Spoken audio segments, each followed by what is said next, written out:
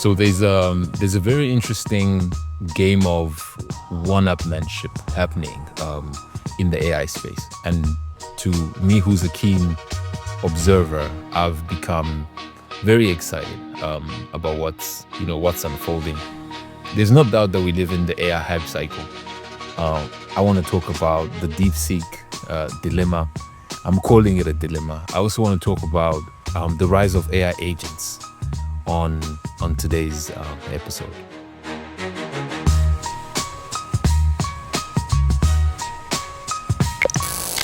Hey, what's up, everybody? Welcome to Winners Win. I'm really excited about what's unfolding. I want to talk about the DeepSeek dilemma. I want to talk about the rise of AI agents.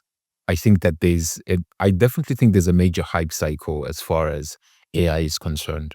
But I think that we're now starting to see two things where the likes of OpenAI are releasing what I'm calling functional AI agents, right? And if you ask me who's leading this AI race, my money at the moment is on OpenAI because the numbers are there, because it's a platform that's built with so much intuitive capabilities, and everything that they're building on top of it remains within that wrapper. And I think that's going to be the fundamental reason they win.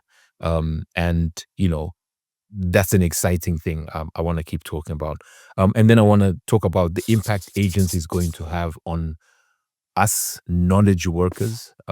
And if you're not including these tools, and you need to move away from a panic sort of point of view, and you need to start testing, you need to embrace, and you need to expand and see how these tools work for you, because they have this ability to amplify, to increase your productivity, et cetera, et cetera.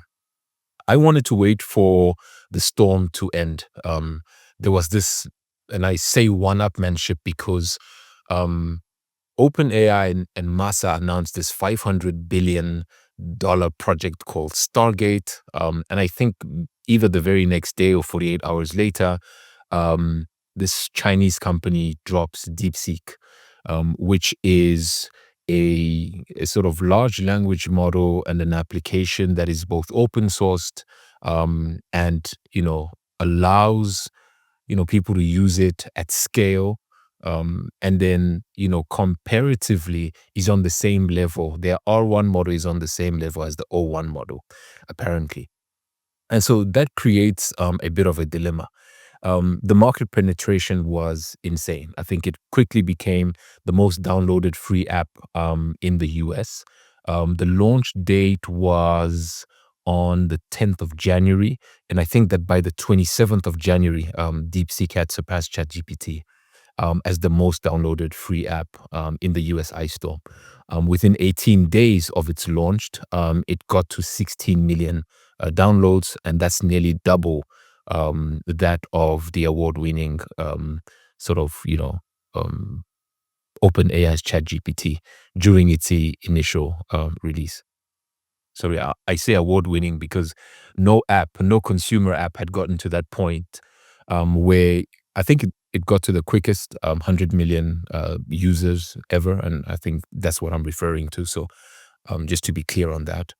But now that the storm is calm, there's a lot of things about DeepSeek that are either inaccurate or require a lot more scrutiny. And the first is what you might call, these allegations of training malpractice, that, OpenAI has accused DeepSeek of utilizing a technique called distillation in order to train its own models.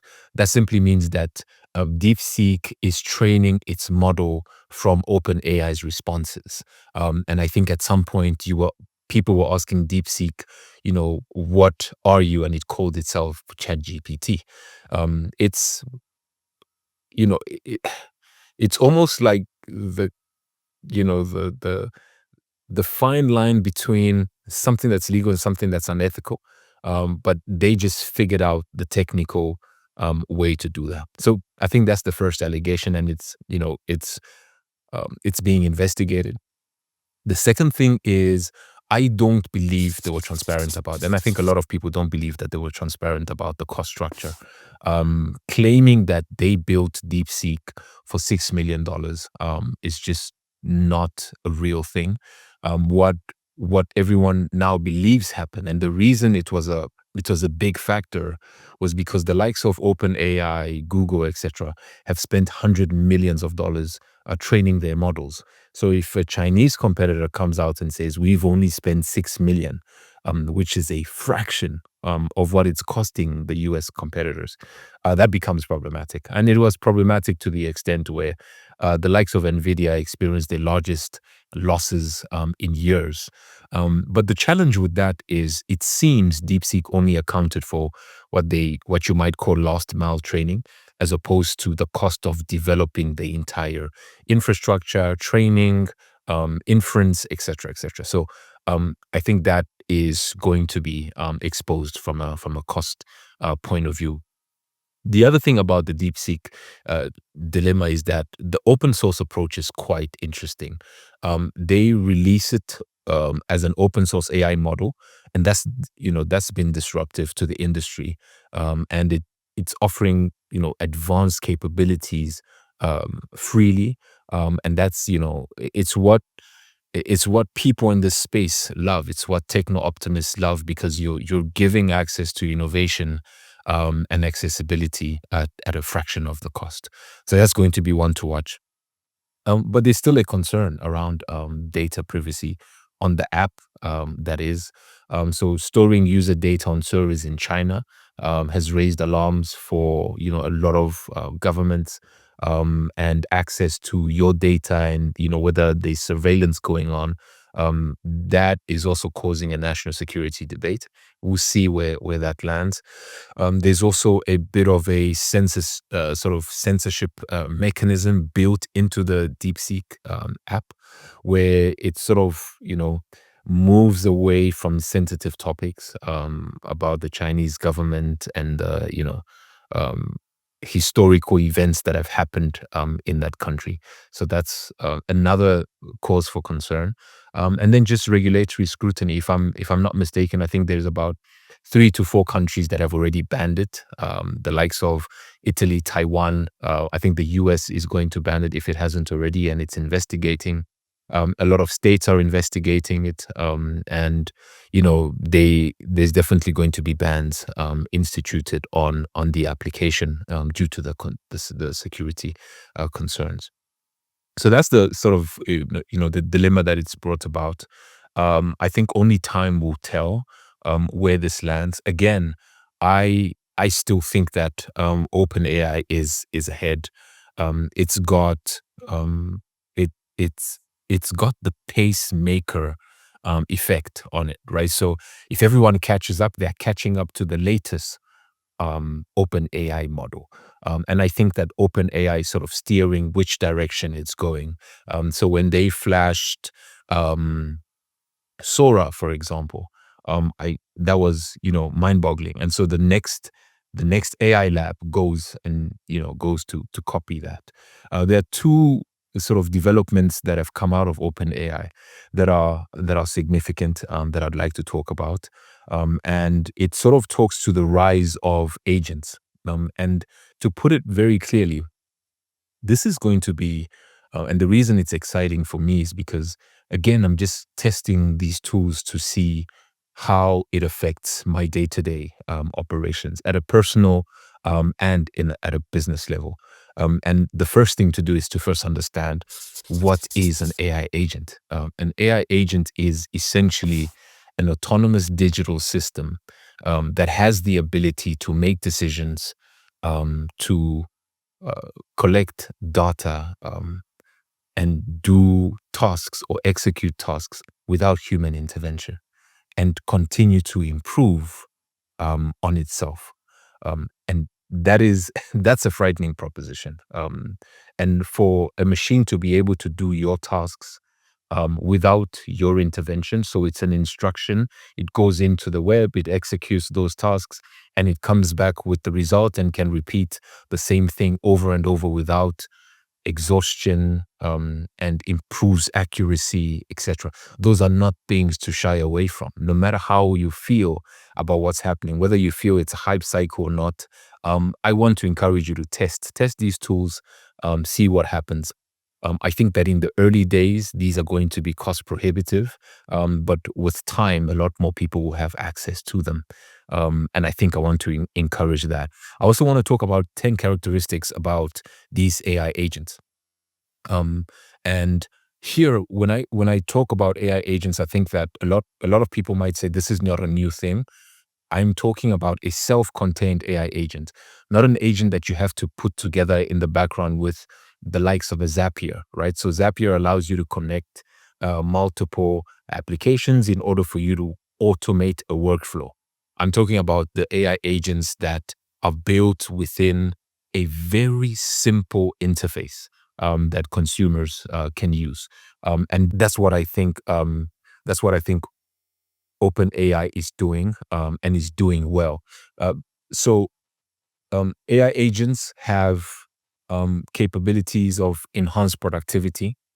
So by automating routine tasks, AI agents free up time for individuals and for businesses to focus on a lot more strategic activities. Personalized assistants. They can provide tailored support from managing schedules, offering customized recommendations, and then enhancing user experiences. Advanced research capabilities. This is such a critical one. Tools like deep research, which we'll talk about in a minute, can conduct comprehensive analysis, accelerating discoveries in fields like medicine, science, and technology, and even for your own business.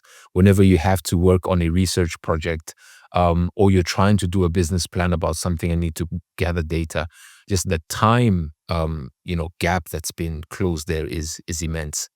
And then just seamless integration with daily life. And again, this is where I think the open AI approach is going to work. I think that it's easy to criticize the open AI team at the moment because of everything that's going on around them. But I'm here speaking about a product, and I think that product is fantastic. Um, and so from, smart homes to personal devices, AI agents are definitely going to become integral to the way we operate on a daily basis. Um, they're also going to revolutionize um, customer service. I think it's already happened. You're now getting automated, AI agents taking calls, running call centers, messages, dealing with customer queries. And I think where they get stuck, then they elevate it, like I've said before, to a place where human judgment is not necessarily built into its current model. An enhanced learning experience. This is going to be valuable for, I think our education system as well, where AI agents can offer personalized tutoring, and then you adapt to the individual learners' needs, their style, their pacing, and perhaps even their language. Because one of the critical bridges to understanding stuff like math, etc., is being able to understand it in your language first, and then proceed to the whatever technical language is being used. Streamlining business operations. Businesses can leverage AI agents to manage supply chains. You optimize workflows, predict market trends, and then just remove inefficiencies. That's what these things are going to do.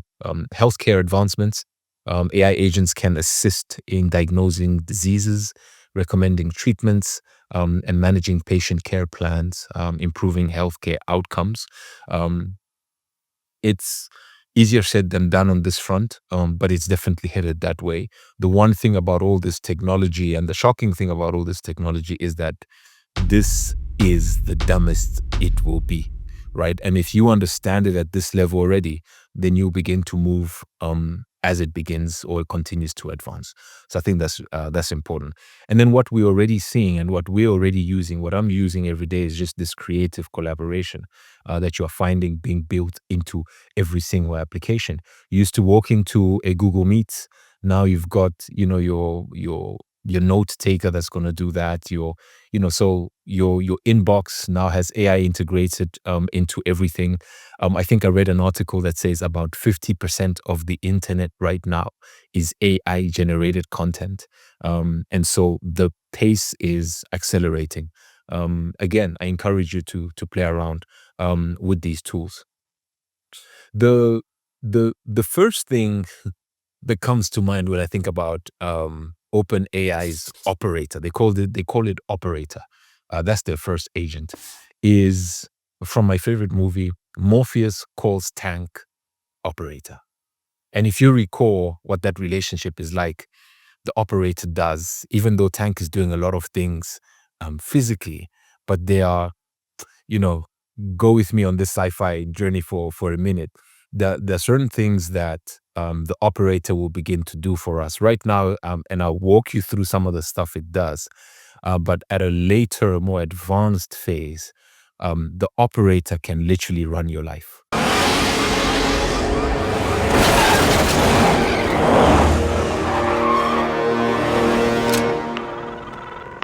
Operator. Get us out of here, Lincoln. That won't be easy, sir. I know. We're inside the core network. Yes, sir. That's where this is going.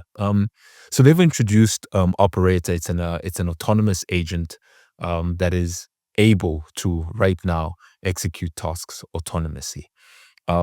So a lot of those features are, for example, autonomous web interaction. So it can navigate the internet autonomously. So operator can navigate the web, performing tasks such as booking tickets, filling out forms, all that without human intervention.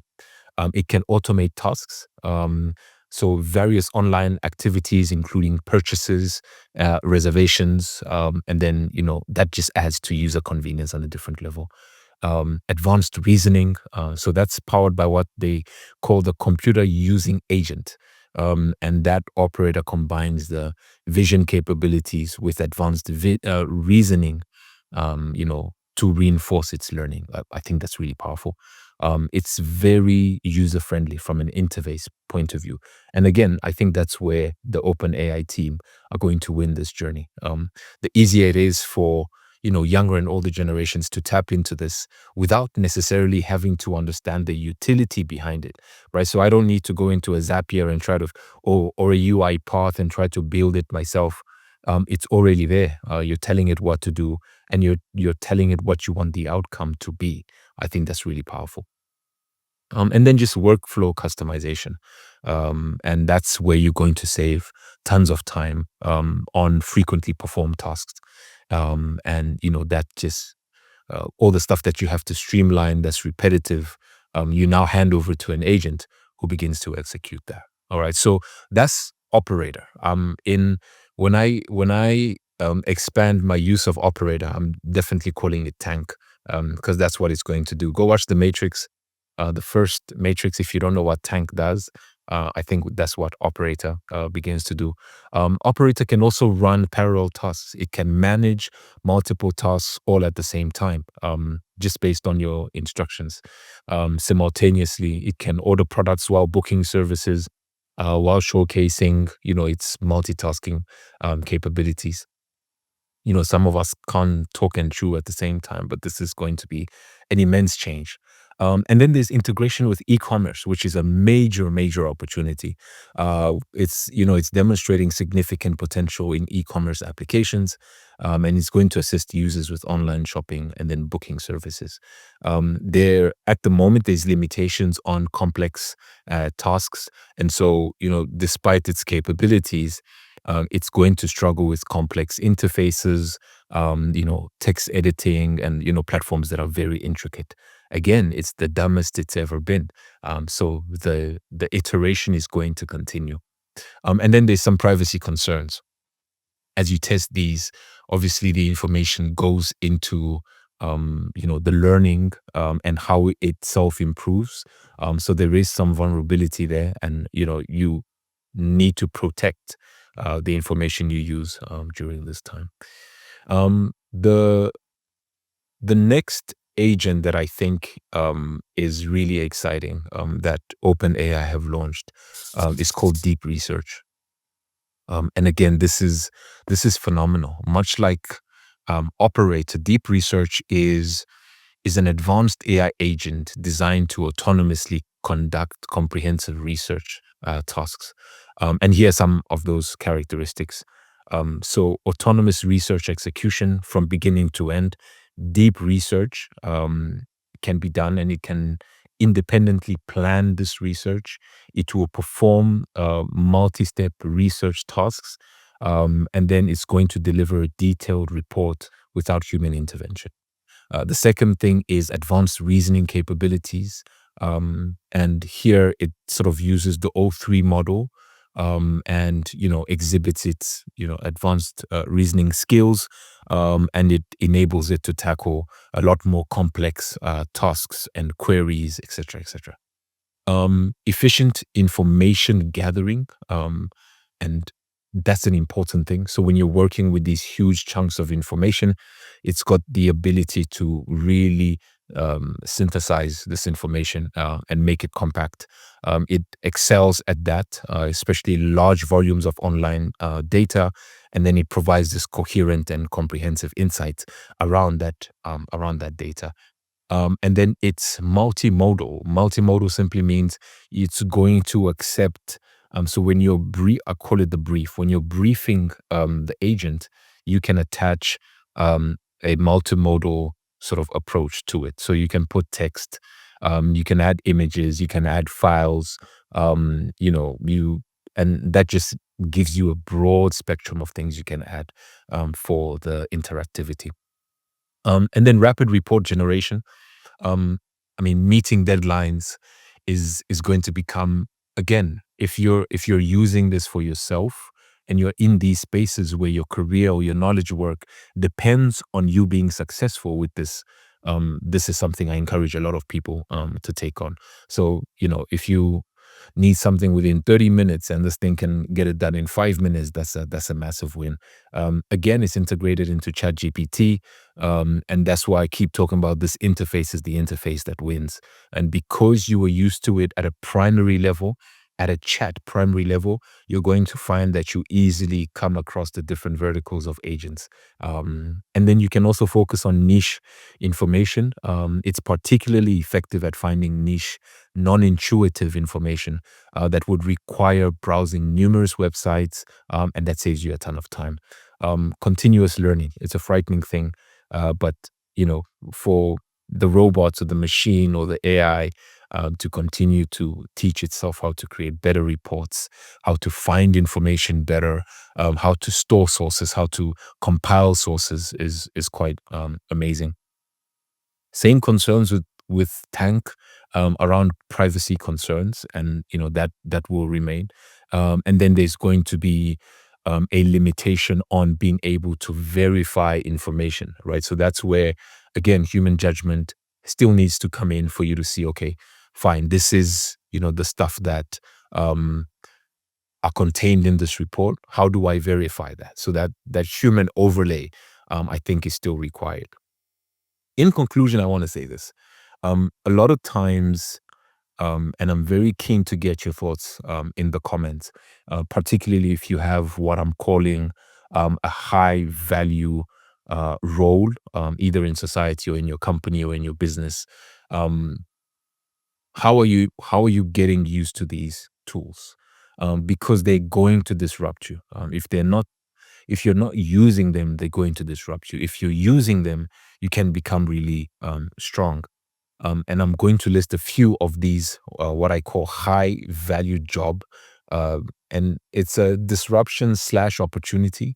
Um, and with both of these tasks, or both of these agents, excuse me, that I've just mentioned, I'll start with financial analysts. So the AI can analyze market data and trends more efficiently, potentially reducing the need for a human analyst. Financial analysts are a very high function job, and they're a very high value job as well. Radiologists, AI-powered imaging tools can interpret medical images with high accuracy, potentially reducing the need for radiologists. But if you're using the tool, it can accelerate you. You can see a lot more patients, you can do a lot more case files, etc., etc. Legal research. These agents can quickly sift through legal documents, case law, streamlining the research process that is traditionally handled by legal professionals. Pharmacists, automated dispensing systems, and sort of AI-driven interaction analysis could reduce the need for human pharmacists. Architects, the AI can generate designs. It can design plans and optimize building structures, potentially impacting the traditional roles of architects. Journalists, I think this is already happening.